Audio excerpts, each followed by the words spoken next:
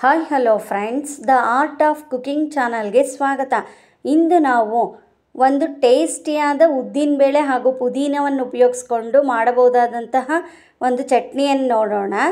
ಮೊದಲಿಗೆ 1 ಸ್ಪೂನ್ ಉದ್ದಿನಬೇಳೆ ಹಾಗೂ 1 ಸ್ಪೂನಷ್ಟು ಪುಟಾಣಿಯನ್ನು ಹಾಕ್ಕೊಂಡು ಡ್ರೈ ರೋಸ್ಟ್ ಮಾಡ್ಕೊಳ್ಳಿ.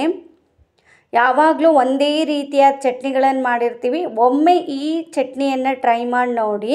ಇದು ಇಡ್ಲಿ, ದೋಸೆ, ಚಪಾತಿ, ರೊಟ್ಟಿ ಹಾಗೂ ಅನ್ನಕ್ಕೆ ಸಹ ತುಂಬಾ ಚೆನ್ನಾಗಿರುತ್ತೆ.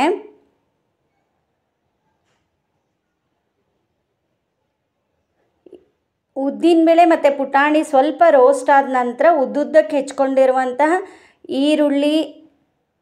ಈರುಳ್ಳಿ ನಿಮಗೆ ಯಾವ ಪ್ರಮಾಣದಲ್ಲಿ ಬೇಕೋ ಅಷ್ಟನ್ನು ಉಪಯೋಗಿಸ್ಕೊಳ್ಳಿ. ಜೊತೆಗೆ 1 ಸ್ಪೂನಷ್ಟು ಎಣ್ಣೆ ಹಾಕ್ಕೊಂಡು ನಂತರ ಹೆಚ್ಚಿಟ್ಕೊಂಡಿರುವಂತಹ 1 ಟೊಮೆಟೊವನ್ನು ಹಾಕ್ಕೊಳ್ಳಿ.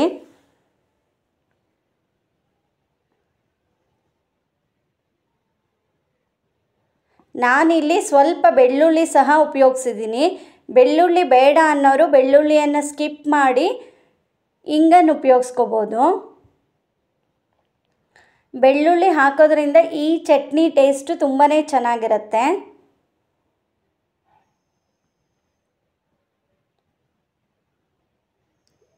ನಂತರ ಹಸಿಮೆಣಸನ್ನು ಹಾಕ್ಕೊಳ್ಳಿ. ಹಸಿಮೆಣಸು ನಿಮ್ಮ ಖಾರಕ್ಕೆ ಅನುಗುಣವಾಗಿ ಹಾಕ್ಕೊಳ್ಳಿ. ಆದಷ್ಟು ಹಸಿಮೆಣಸನ್ನು ಮುರಿದೇ ಹಾಕ್ಕೊಳ್ಳಿ, ಇಲ್ಲಾಂದರೆ ಪಟ್ ಅಂತ ಸಿಡಿಯೋ ಚಾನ್ಸಸ್ ಇರುತ್ತೆ. ನಂತರ ಲೋ ಫ್ಲೇಮ್ನಲ್ಲಿ ಇಟ್ಕೊಂಡು ಪುದೀನ ಸೊಪ್ಪು ಮತ್ತು ಕೊತ್ತಂಬರಿಯನ್ನು ಸೊಪ್ಪನ್ನು ಹಾಕಿ ಬಾಣಲಿ ಬಿಸಿಗೇ ಅದನ್ನು ಫ್ರೈ ಮಾಡ್ಕೊಳ್ಳಿ.